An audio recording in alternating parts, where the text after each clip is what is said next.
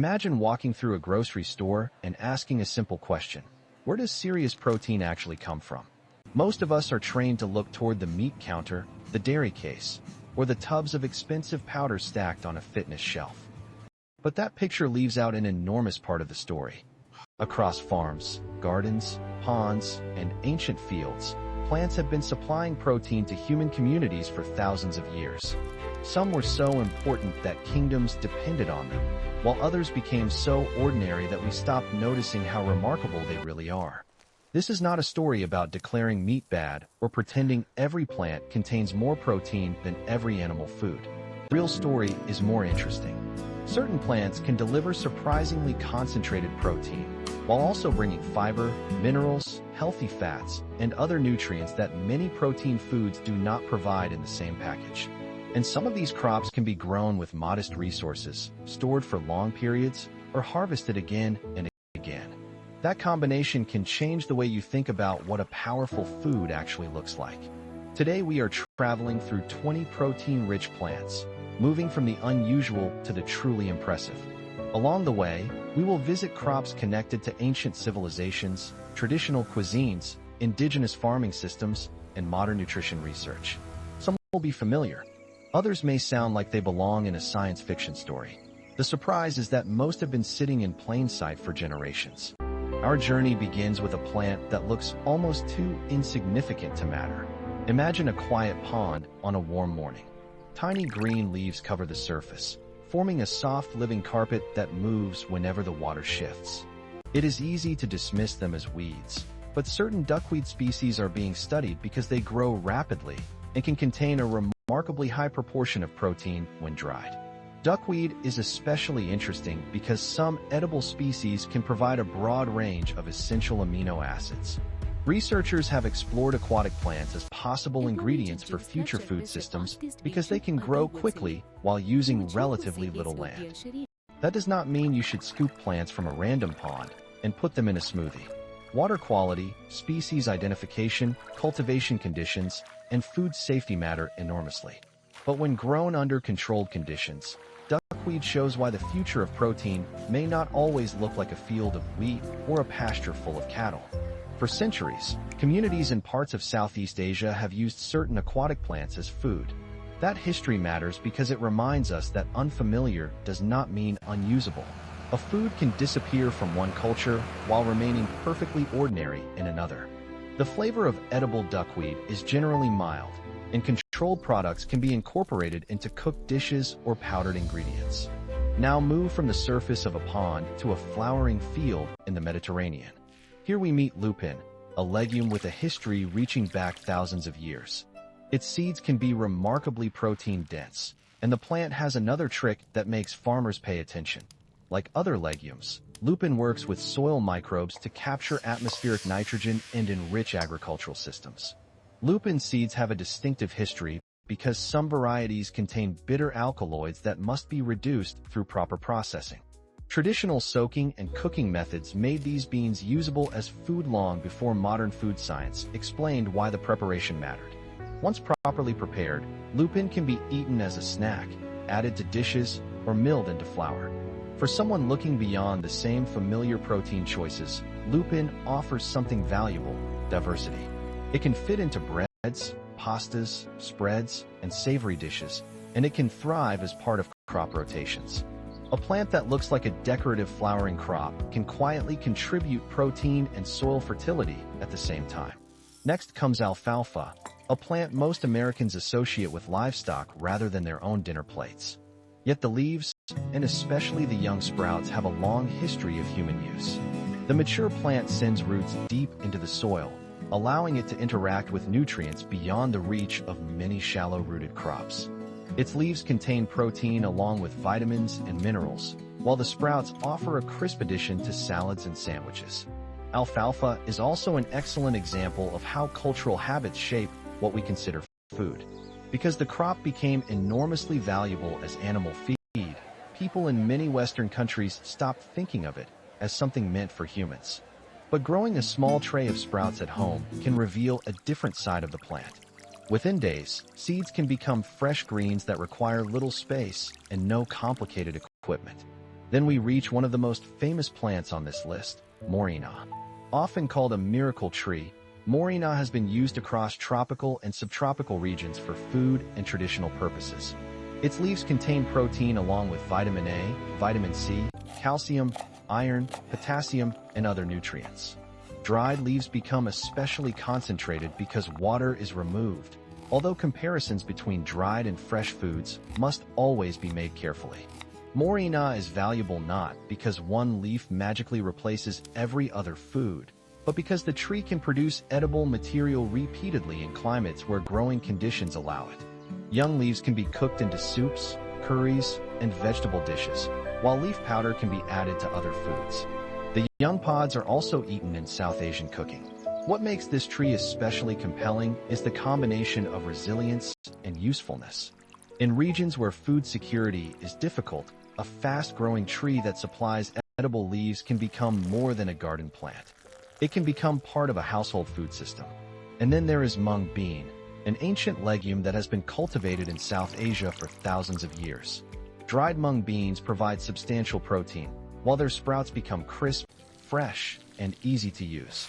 Part 2: The story of mung beans continues with something that seems almost magical the first time you see it. A handful of dry seeds, a little water, a warm place, and within several days the beans transform into fresh sprouts. That transformation does not create protein from nothing, but it changes the structure of the food and can make some nutrients more accessible. Across Asian kitchens, mung bean sprouts became a familiar ingredient because they are inexpensive, quick to produce, crisp, and adaptable. It is a reminder that sometimes the most useful food is not the most fashionable one. Now we move to fava beans, one of the oldest cultivated legumes in the Mediterranean and Near East. Fava beans have been found in archaeological sites associated with ancient farming communities, and they became dependable food for people living in regions where seasonal agriculture demanded crops that could handle cooler weather. Their dried seeds contain substantial protein, while fresh beans offer a softer, greener version of the same crop. Fava plants also help the soil. Like other legumes, they form relationships with nitrogen-fixing bacteria around their roots. That means a field of fava beans can contribute not only food, but also part of a broader rotation strategy.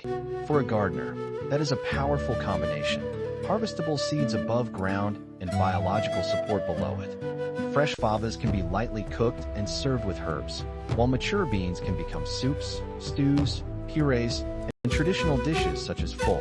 The pods, flowers, and beans all tell the story of a crop that has been shaped by generations of farmers. There is one important safety point, however. People with glucose 6-phosphate dehydrogenase deficiency can experience serious reactions to fava beans, so anyone with that condition should avoid them unless a qualified medical professional says otherwise. From the Mediterranean, we travel across the Atlantic to amaranth, a crop deeply connected with indigenous civilizations of the Americas. For the Aztecs, amaranth was more than a grain. It was part of food systems, ceremonies, and tribute. Colonial authorities attempted to suppress its cultivation, yet indigenous communities preserved the crop, keeping it alive through generations. Amaranth grain is not the highest protein food on this list by weight, but its protein quality makes it fascinating. It contains lysine, an amino acid that is often relatively limited in conventional grains. The plant also produces edible leaves, meaning one crop can provide both greens and seeds. In hot, dry conditions, that flexibility becomes especially valuable. The tiny seeds can be simmered like a grain, popped, ground into flour, or combined with other foods. Popped amaranth has a delicate crunch, and traditional Mexican preparations have paired it with sweet ingredients for generations. The leaves can be cooked like other tender greens. When you see an amaranth plant standing tall with a dramatic seed head, it is easy to understand why ancient farmers valued it. Next comes flaxseed, a crop with an identity that reaches far beyond protein. Flax has been cultivated for thousands of years, supplying both fiber for linen and seeds for food. Its protein content is respectable, but its real nutritional story comes from the combination of protein, fiber, plant omega-3 fatty acid ALA, and lignans. That combination makes flaxseed different from a concentrated protein food, such as a bean. It is better understood as a small nutritional package. A spoonful can contribute protein, fiber, and beneficial fats at the same time. The catch is preparation. Whole flax seeds can pass through the digestive tract with much of their interior remaining inaccessible, so grinding them generally makes their nutrients easier to use. Ground flax can disappear into oatmeal, yogurt, smoothies, breads, muffins, and other foods without changing the meal dramatically. Mixed with water, it also forms a gel that can help replace eggs in some baking recipes. Its versatility explains why this ancient crop continues to appear in modern kitchens. Then comes sesame, a seed so common that we often underestimate it. Sesame has been cultivated for thousands of years and became especially important across Africa, Asia, and the Middle East. The seeds provide protein along with unsaturated fats, minerals, and plant compounds known as lignans. Sesame becomes especially interesting when it is transformed into tahini. Instead of treating the seed as a garnish sprinkled across a dish, grinding it turns sesame into a creamy ingredient that can become the foundation of sauces, hummus, dressings, and desserts. Toasting intensifies its nutty flavor, while different varieties of sesame bring different colors and subtle tastes. For people who need plant sources of calcium and other minerals, sesame can be useful, although serving sizes matter because seeds are energy-dense. That distinction is important throughout this list. A food can be nutrient-rich without being a magic solution, and a high protein percentage does not automatically mean a food should replace every other source. Now look toward a bright field of sunflowers. Their giant heads are instantly recognizable, but their history is even more impressive. Indigenous peoples of North America domesticated sunflowers thousands of years ago, selecting plants for food, oil, dye, and other uses. Later, the crop traveled across the world and became especially important in Eastern Europe. The seeds contain meaningful protein along with vitamin E, magnesium, selenium, and unsaturated fats. They can be eaten raw, roasted, ground into butter, added to breads, mixed into salads, or incorporated into trail mixes. Sunflower seed butter is also useful for people avoiding peanuts or tree nuts, and the plant itself is remarkably approachable for gardeners. Give a sunflower adequate light, water, and space, and it can become a towering food producer with hundreds of seeds in a single head. That visual transformation is part of the appeal. A seed begins hidden in soil, then becomes a stalk taller than a person, then opens into a flower that eventually carries another generation of food. These crops show a pattern that keeps repeating. That matters more than the protein number alone. Part 3. That next crop is hemp, and its story is one of the clearest examples of how politics and culture can change the way people see a plant. Cannabis sativa has been cultivated for thousands of years, and not every part of its history was about intoxication. Hemp varieties were grown for strong fiber, useful oil, seeds, and other agricultural products. The seed itself is a remarkably concentrated food, providing substantial protein along with unsaturated fats and minerals. Hemp seeds are especially notable because they provide all 9 essential amino acids in meaningful amounts. They are not identical to animal proteins, but their amino acid pattern makes them a valuable plant option. Shelled hemp hearts have a mild, nutty flavor, which makes them easy to sprinkle over oatmeal, salads, yogurt, vegetables, or grain bowls. They can also be blended into smoothies or processed into other foods. Another reason hemp attracts attention is the plant's versatility. The stalk can provide fiber, the seeds can become food, and the oil can be used in culinary and industrial applications. Hemp can grow quickly and often requires fewer chemical inputs than some conventional crops, although farming conditions vary greatly by region. Its complicated reputation has sometimes overshadowed the simple reality of the seed. Food-grade hemp seed is not a shortcut to health, but it is an unusually useful combination of protein, fat, and minerals. In that sense, hemp is less a new trend than an old agricultural idea returning to public attention. Now we reach a food that has survived almost every trend because humanity never really stopped eating it: lentils. Archaeological evidence places lentil cultivation deep in prehistory, making them one of the oldest domesticated foods still found on modern dinner tables.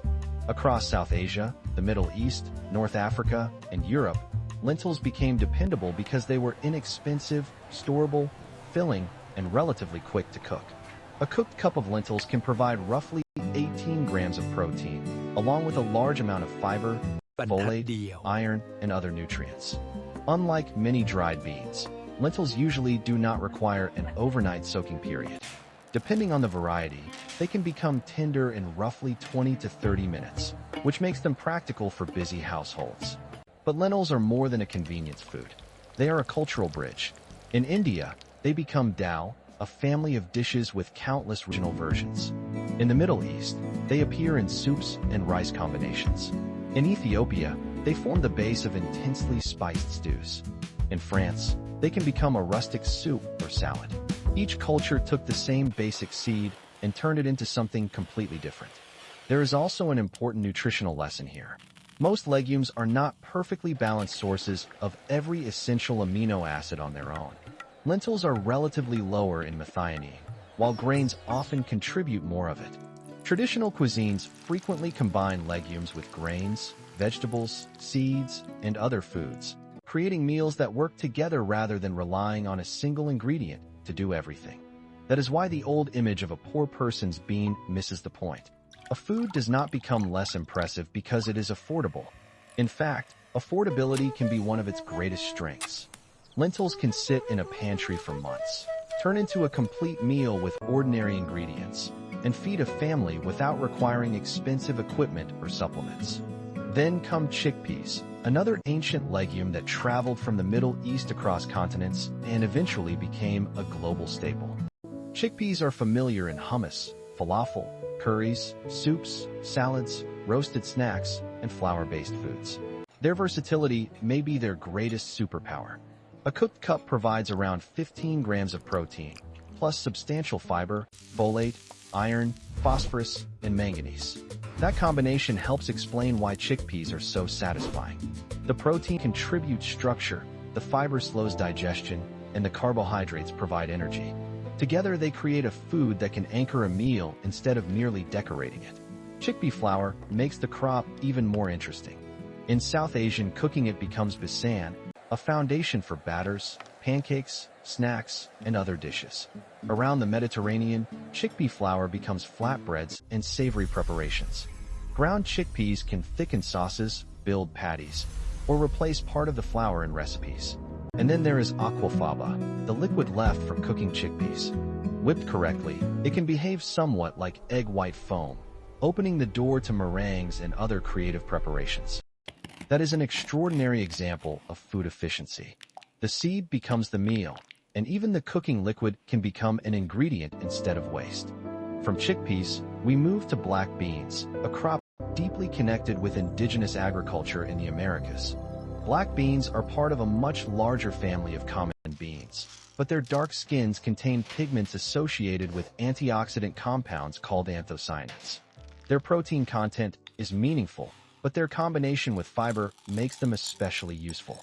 A cooked cup of black beans provides roughly 15 grams of protein, along with a substantial amount of fiber, folate, manganese, and complex carbohydrates. They can support steady energy because they digest more slowly than many refined carbohydrate foods. They are also remarkably adaptable. In Latin American cooking, black beans can simmer with onions, garlic, peppers, herbs, and spices, then appear beside rice, inside tortillas, under eggs, or in soups. Rice and beans are especially interesting because combining a legume with a grain improves the overall amino acid balance of the meal. Black beans also demonstrate how food can become identity. A crop is never just chemistry. It can carry family traditions, regional flavors, memories, celebrations, and survival knowledge. When you eat a bowl of seasoned beans, you are tasting thousands of years of agricultural selection and culinary experimentation. At this point, the list has moved from unusual pond plants to seeds, grains, and familiar beans, and a pattern is becoming impossible to ignore. Protein-rich plants do not need to be exotic powders. They can be everyday foods. Heart for the next food is hiding in a place most people associate with Halloween rather than nutrition. Every autumn, pumpkins appear on porches and doorsteps, faces are carved into their flesh, and millions of seeds are scooped out and discarded. Yet those little seeds are one of the most nutrient-dense parts of the plant. Pumpkin seeds can provide roughly 30% protein by dry weight, depending on the variety and how they are measured. They also bring magnesium, zinc, iron, and unsaturated fats. That combination makes them more than a seasonal snack. They can become a regular ingredient in meals throughout the year. Roast them with a little seasoning, and they become crunchy and satisfying. Scatter them over soup or salad, and they add texture. Blend them into sauces or pesto, and they contribute richness. Grind them, and they can become part of a seed-based spread. In parts of Mexico, pumpkin seeds have long been used in sauces such as pipián, proving again that culinary traditions often understand a food's potential long before modern marketing gives it a label. The best part is that you can save seeds from mini winter squash and pumpkins rather than buying them separately. Clean them, dry them, season them if desired, and roast them. A part of the plant that once looked like kitchen waste becomes food. Next comes oats, a grain that was once treated as an agricultural nuisance before becoming a northern European staple. Oats adapted well to cooler, wetter climates, especially in Scotland and Ireland, where growing conditions were often less favorable for other cereal crops. Oats contain around 13 to 15% protein by dry weight, although the amount in a bowl of cooked oatmeal is much lower because cooking adds water. Their greater nutritional distinction is the presence of beta-glucan, a soluble fiber associated with cholesterol management and heart health. Oats also provide minerals and a useful amount of protein for a whole grain. Their protein is not perfectly complete, but oats have a relatively favorable amino acid pattern compared with many other cereals. That is one reason they fit so naturally into balanced meals. Add milk or a fortified alternative, seeds, nuts, yogurt, or legumes, and the nutritional profile becomes even more substantial. Oats also demonstrate the power of preparation. Steel-cut oats keep more of their chewy structure. Rolled oats cook faster. Oat flour can enter pancakes, breads, cookies, and other baked foods. Whole oat groats can even be cooked like a grain alongside savory ingredients. For centuries, oats were associated with hard-working communities because they were affordable, filling, and reliable. The old joke that oats were food for horses in England, but people in Scotland was intended as an insult, yet it accidentally captured the grain's importance. Oats helped ordinary households create sustaining meals from a crop suited to their environment. Then we arrive at quinoa, the grain-like seed that has become famous around the world. But long before it appeared in trendy salad bowls, quinoa was a foundational crop in the high Andes. Indigenous farmers cultivated it for thousands of years, selecting varieties that could survive intense sunlight, cold nights, poor soils, and difficult mountain conditions.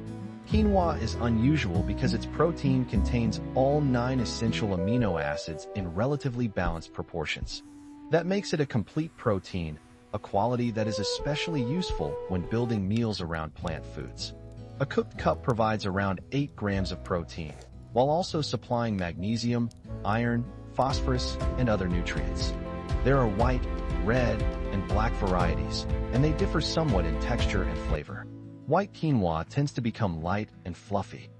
Red and black varieties often retain more of their shape and offer a slightly earthier character.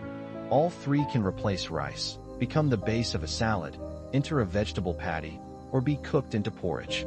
But quinoa has an important preparation step. The outer surface of the seed naturally contains saponins, compounds that can taste bitter. Most commercially sold quinoa is processed to reduce them, but rinsing the seeds before cooking is still a useful habit. Quinoa's modern popularity sometimes hides the history of the crop. As global agriculture expanded, traditional Andean crops faced competition from imported staples. Later, international demand brought quinoa back into the spotlight, creating new economic opportunities as well as debates about farming practices, prices, and access for local communities. That complicated story matters because food trends can have consequences far beyond the kitchen. When a crop suddenly becomes fashionable, demand can reshape what farmers grow and what consumers can afford.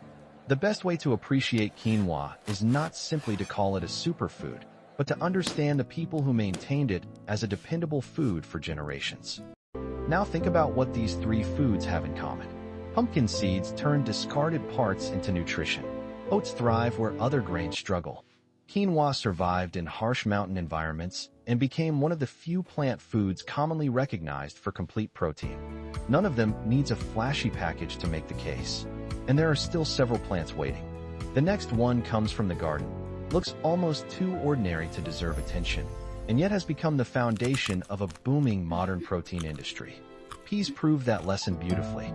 Fresh garden peas are familiar, sweet, and often treated as a simple side dish, but their dried relatives can deliver far more concentrated protein. Their history reaches back thousands of years, and their ability to be stored made them especially useful during seasons when fresh produce was scarce. Split peas can become a thick soup with little effort, while fresh peas brighten rice, pasta, stews, and salads. Pea protein is also easy for many people to digest and has become an ingredient in modern plant-based foods. The humble garden pea is not pretending to be something exotic. Its strength is reliability, and that may be one of the most underrated qualities any food can have. Part 5. The next crop is so deeply woven into civilization that it is easy to forget it began as a wild grass. Wheat was among the early crops domesticated in the Fertile Crescent, and its reliable harvest helped transform human communities from mobile groups into settled societies. Once people could grow, store, and trade grains in large quantities, towns could support craftsmen, administrators, soldiers, builders, and eventually entire cities. Wheat contains meaningful protein, particularly when the whole grain is retained. A cup of whole wheat flour can provide roughly 16 grams of protein, although serving sizes and preparation determine what actually reaches the plate. The protein is also unusual because gluten-forming proteins create the elastic structure that lets dough trap carbon dioxide and rise into bread. That physical property changed human cooking forever. Wheat could become flatbread, leavened bread, noodles, pasta, bulgur, couscous, crackers, and countless regional foods. In India, it became roti and naan. Across the Mediterranean, it became breads and pasta. In North Africa, it became couscous. Across Europe, wheat shaped everything from village loaves to pastries.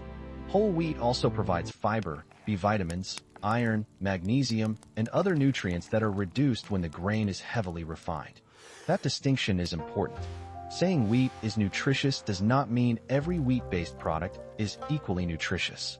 A whole grain and a heavily sweetened refined pastry can contain the same original crop while delivering very different nutritional experiences.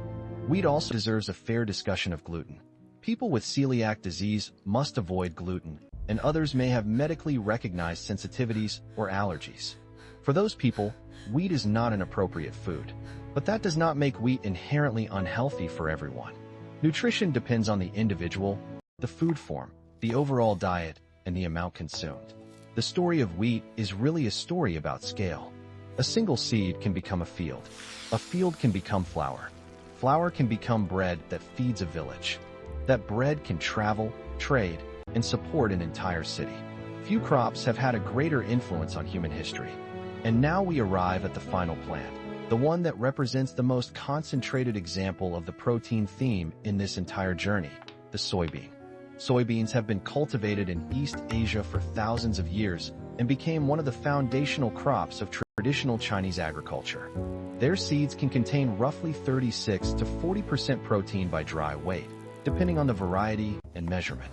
That makes soy one of the most protein-dense legumes used as a major human food.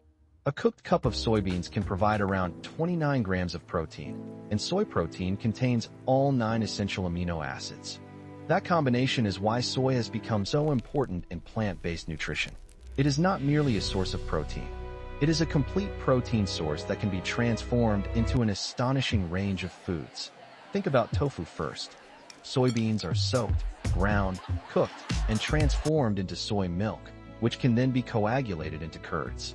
Those curds become tofu, with textures ranging from soft and silky to firm enough for grilling and frying. A single crop has become dozens of dishes because the processing method changes the final food. Then there is tempeh, where cooked soybeans are fermented into a dense cake with a nutty flavor.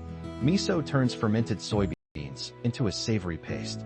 Soy sauce creates another completely different ingredient. Edamame offers young green soybeans as a fresh vegetable. Soy milk provides a dairy alternative. Roasted soybeans become snacks, and soybean flour can enter other recipes. This is what makes soy such a powerful ending. Humans did not simply discover the soybean and eat it unchanged. Generations of cooks developed techniques that unlocked different textures, flavors, storage methods, and uses. Fermentation became a form of preservation and flavor development. Pressing created oil. Curdling created tofu. Harvesting young pods created edamame. Soy also brings modern debates about genetically modified crops, processing, environmental impact, and phytoestrogens. Those subjects deserve evidence rather than fear. For most people, traditional soy foods can fit comfortably into a balanced diet. But individual allergies exist, and highly processed products should not automatically be treated as equivalent to minimally processed foods. The larger lesson is that protein quality is only one piece of nutrition. A food can contain impressive protein and still need to be balanced with vegetables, fruits, whole grains, healthy fats, and other sources of micronutrients. No single plant needs to do everything. That is especially important when people hear dramatic claims about plants containing more protein than meat. Comparisons depend on whether we are talking about dry weight, cooked weight, calories, serving size, or total protein density. Meat, fish, eggs, dairy, legumes, grains, seeds, and vegetables all have different water contents and nutrient profiles. So the smartest takeaway is not that one category wins every contest. The smarter takeaway is that plants can contribute substantial protein, sometimes complete protein, and often a powerful combination of fiber and micronutrients at the same time. For someone building a plant-centered diet, variety becomes the secret weapon. Soy can cover one nutritional role. Lentils can cover another. Seeds add fats and minerals. Whole grains contribute energy and complementary amino acids. And that brings the journey full circle. We started with a tiny green plant floating on water, then traveled through ancient beans, towering trees, sacred grains, seeds, and finally the soybean. The shapes changed, the cultures changed, and the recipes changed, but the underlying story stayed remarkably consistent. People have always searched their surroundings for foods that could grow, store, travel, and sustain them. The plants on this list survived because farmers noticed those qualities and communities learned how to prepare them. What looks ordinary today may be the result of thousands of years of human experimentation, selection, and memory. The real surprise is not that plants contain protein. It is how many different ways nature has packaged it for us. Part 6 by now, the list may have changed the way you look at the word protein. Before this journey, protein might have meant a steak on a plate, a chicken breast in a meal prep container, or a scoop of powder shaken into a bottle. But protein is a biological material produced by living organisms, and plants build themselves from it too. The real question is not whether plants contain protein. They clearly do. The better question is how much, in what form, with what accompanying nutrients, and how that food fits into a person's overall diet. There is another reason these plants deserve attention. They connect nutrition with resilience. A pantry filled with lentils, beans, grains, and seeds can provide food long after a fresh grocery trip. A garden containing peas, amaranth, sunflowers, or fava beans can turn sunlight into harvestable calories and protein. A controlled growing system can produce sprouts in days. A mature moringa tree can supply leaves repeatedly in a suitable climate. These are different strategies, but they share one principle. Food security becomes stronger when people have more than one way to obtain nourishment. Consider the legumes again. Lupin, mung beans, fava beans, lentils, chickpeas, black beans, peas, and soybeans all belong to a family that has transformed agriculture. Many work with soil bacteria that help convert atmospheric nitrogen into forms plants can use. That does not mean every legume automatically fertilizes a field perfectly, but it explains why legumes have long been valuable in crop rotations. A farmer can harvest protein and participate in a soil management system at the same time. Then consider the seeds. Flax, sesame, sunflower seeds, hemp, and pumpkin seeds demonstrate a different strategy. Seeds are packages designed by plants to protect and launch the next generation. So they naturally contain concentrated energy, fats, minerals, and protein. That makes them nutritionally dense, but it also means portions matter. A handful can be valuable, Yet seeds are not weightless foods. They contain significant calories because they are storing energy for a future plant. Grains tell another part of the story. Amaranth, oats, quinoa, and wheat show how humans learned to harvest tiny seeds from grasses and grain like plants, dry them, store them, grind them, cook them, and combine them with other foods. Their protein amounts vary, but their greatest strength often appears when they are paired with legumes, vegetables, seeds, and other ingredients. This is where traditional food cultures become surprisingly sophisticated.